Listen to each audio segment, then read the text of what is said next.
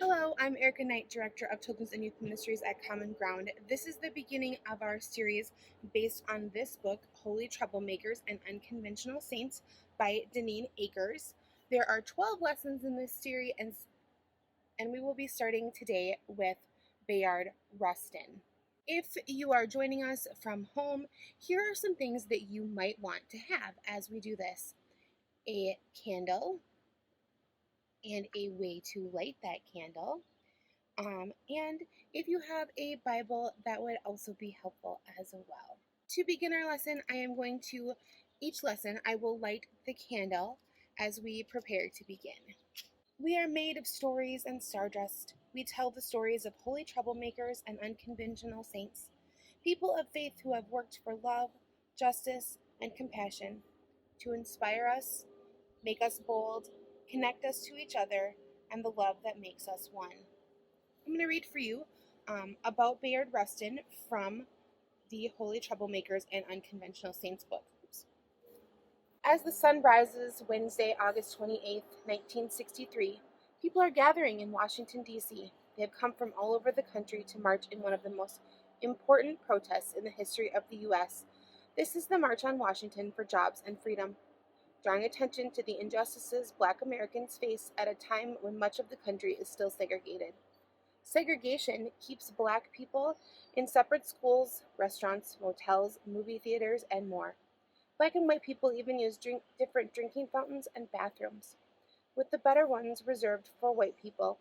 A movement demanding that Black Americans be treated as equals to white Americans has been growing for more than 100 years.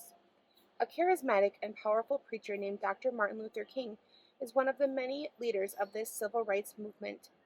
Later this day, a crowd of at least 250,000 people will listen to him give a speech that will become his most famous I Have a Dream speech on the steps of the Lincoln Memorial. The March on Washington powerfully showed Congress that people wanted civil legislation. It also demonstrated that the movement was well organized. The movement and its brilliant chief organizer worked hard to make sure that the day's turnout and speeches would have an impact. At the end of the day, the chief organizer of the march was deeply satisfied that the details had been worked out so well. He had thought about everything from how many bathrooms they needed to provide to the signs marchers would hold, and he had also found a large team of volunteers who stayed late into the night picking up every piece of trash before going home. But this man largely stayed out of the news. He was forced into the background because he was a gay man, and being gay was something that most people didn't talk about in 1963. In fact, being openly gay was illegal then, and people who were known to be gay faced a lot of prejudice. Today, we can still remember this hero that history forgot. His name was Bayard Rustin. Bayard was born in 1912 in Pennsylvania and raised by his Quaker grandparents. Quakers are a group of Christians who believe deeply in peace and justice, nonviolent methods to work for peace, and the equality of all people. Bayard gave credit to his faith for his lifelong work. My activism did not spring from my being gay, nor, for that matter, from my being Black, he said. Rather, it is rooted fundamentally in my Quaker upbringing and the values that were instilled in me by my grandparents who reared me. These values are based on the concept of a single human family and the belief that all members of that family are equal. The major teaching of Quakers is pacifism, the belief that war is wrong. As a Quaker, Bayard did not believe in using violence, even in times of war. Instead, he used nonviolent ways to resist policies and laws he believed were wrong. He refused to register for the draft to become a soldier in World War II because he was a pacifist. For this, he was sent to federal prison in 1944. While in prison, he worked to organize other inmates to protest segregation rules that prohibited Black and white prisoners from standing in line or eating together. In April of 1947, not long after his release from federal prison, Bayard rode a bus through several southern states with 15 other men. They were Black and white men traveling together, which made this trip uniquely dangerous. Their goal was to test a new law about people traveling through more than one state. The Supreme Court had just ruled that these people, called interstate passengers, did not have to obey the rules that required segregated seating. Under segregation, white people sat in the front of buses and Black people sat in the back. Bayard and his friends planned to make sure that bus drivers in the South were following the new law. But people in Chapel Hill, North Carolina were so angry about black men and white men sitting together on buses that Bayard was arrested along with several of his traveling companions. The vehicle carrying them to await trial was followed by 2 cars full of angry white men, and one of Bayard's companions was assaulted.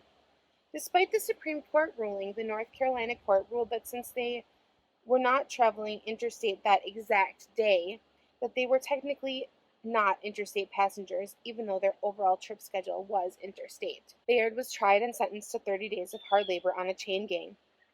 Bayard's time on the chain gang was both difficult and motivating. The hot sun beat down on him, the guards were cruel, and the work exhausted him. But even in these difficult conditions, he noticed the songs the prisoners sang to keep their spirits up. Bayard loved music and had studied music in college. When he was released and home again in New York, Bayard wrote about his brutal treatment on the chain gang for a New York City-based newspaper. His report helped end the practice of chain gangs for the next 60 years. Unfortunately, this practice is returning in some parts of the U.S. Bayard traveled next to India to study the nonviolent resistance from Mahatma Gandhi. Gandhi's decades-long nonviolent campaign opposing British rule in India had succeeded when India and Pakistan became independent. Bayard wanted to immerse himself in the principles of nonviolent resistance that had led to the overthrow of an empire. Nonviolence means more than just not using physical violence. It means taking peaceful action to bring about change, including sit-ins, marches, hunger strikes, boycotting, pickpocketing, and more. The larger goal of the nonviolent resistance is to convince the people doing harmful, racist, and violent acts that their actions are wrong. People aren't seen as the enemy in nonviolent movements. Instead, the ignorance that leads to harmful acts is the enemy. While he was in India, Bayard came to believe even more deeply that nonviolent resistance was the only way to win true equality for Black Americans and to win over the hearts and minds of the majority of white Americans. He believed that people who cared about changing unjust systems needed to become troublemakers for a higher good. We need in every community a group of angelic troublemakers, he said. Our power is in our ability to make things unworkable. The only weapon we have is our bodies, and we need to tuck them in places so wheels don't turn. Once he got back to the U.S., Bayard got involved with the civil rights movement and its leaders, including Dr. King. In fact, Bayard convinced Dr. King that nonviolence was an ideology, or philosophy of life, that could work for this movement. He also convinced Dr. King not to use armed bodyguards or keep guns at his home for self-protection, because the leader of a nonviolence resistance movement could not prepare to use violence while preaching nonviolence to his followers. Other leaders of the growing civil rights movement questioned Bayard's role. Many of them had prejudices against gay people, but Bayard became a trusted advisor to Dr. King, both for his practical knowledge of nonviolent techniques and his magnificent organizing skills. The March on Washington, which Bayard planned in only 8 weeks, was a brilliant culmination of his decades of nonviolent resistance work on behalf of racial reconciliation and equality. Bayard loved all people, and while he worked for much of his life on civil rights for African Americans, he also worked as a human rights activist in many other countries, including India, Ghana, Nigeria, and South Africa. He cared deeply about refugees and helped to bring awareness to the hardships faced by refugees from Vietnam, Cambodia, Laos, and Haiti. And these are just a few examples of the many freedom and equality projects he worked on. Bayard believed that humans are all part of the same family. We are all one, he said, and if we don't know it, we will learn it the hard way. Bayard Rustin died in 1987. In 2013, 50 years after the historic March on Washington, President Obama awarded him the Presidential Medal of Freedom, the highest honor a civilian can receive. Bayard's partner of 10 years, Walter Nagel, was on hand to accept the award that honored Bayard for being one of America's greatest architects of social change. Finally, history is starting to remember Bayard Rustin, who taught us how to be angelic troublemakers on behalf of peace, freedom, and the shared humanity of all of us. Here are a few questions for you to talk about at home. What are the values from your faith and your family that inspire you? What is holy trouble, or good trouble, as Bayard's friend Representative John Lewis called this kind of troublemaking? What values distinguish holy troublemaking from troublemaking? Who are the holy troublemakers in your community? When asked about what inspired him to become an activist, Bayard Rustin said, "My activism did not spring from my being gay, or for that matter from my being black. Rather, it is rooted fundamentally in my Quaker upbringing and the values that were instilled in me by my grandparents who reared me. These values are based on the concept of a single human family and the belief that all members of that family are equal. This is also a key concept in the practice of nonviolence." I brought with me this morning a few little objects here, and we're going to do a little bit of sorting. So let's see, what are some characteristics that we can sort these buttons by? Let's start by sorting them by color. So I have a couple of red buttons and these kind of brass or gold colored buttons. I have some white buttons and I have some blue buttons. So there's our buttons all sorted into 4 groups. How else can we sort these buttons? They're kind of sorted into pairs already. I have 2 reds and 2 brass and 2 blue, and I have 4 white ones, so we could sort those into 2 pairs like that.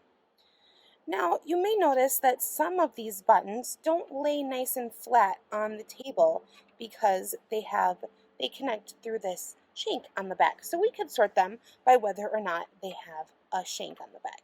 So my brass buttons, they both have a shank. So we'll set them over here. And my red buttons, they both have holes, so we'll set those over here. And my blue buttons, they also both happen to have holes. This white button has holes, so we'll set it over here. This one has a shank. That one you can see has a shank because it's upside down. This one also has a shank, so we'll set those over there. Now, what is one thing that is the same about all these objects in my collection? They're all what? They're all buttons, right? As humans, we often separate ourselves into groups, and history and our current world is full of the results of one group taking power and resources and telling themselves and others a story about why other groups do not deserve as much or are not equal. But Bayard Rustin's faith taught him that we are all part of one human family, and he built his lifetime of activism upon that belief. He said, "We are all one, and if we don't know it, we will learn it the hard way." The poet Maya Angelou echoes the truth that her poem, Human Family, with her repeated refrain, "We are more alike, my friends, than we are unalike." If you would like to see Maya Angelou reciting this poem, I will post a link in the video description. Also, if you're interested in learning more about nonviolence, there is a history video featuring Jesus, Gandhi, and Bayard Rustin, and I will post the link to that as well. Can you think of some examples of nonviolence that you have seen in your community?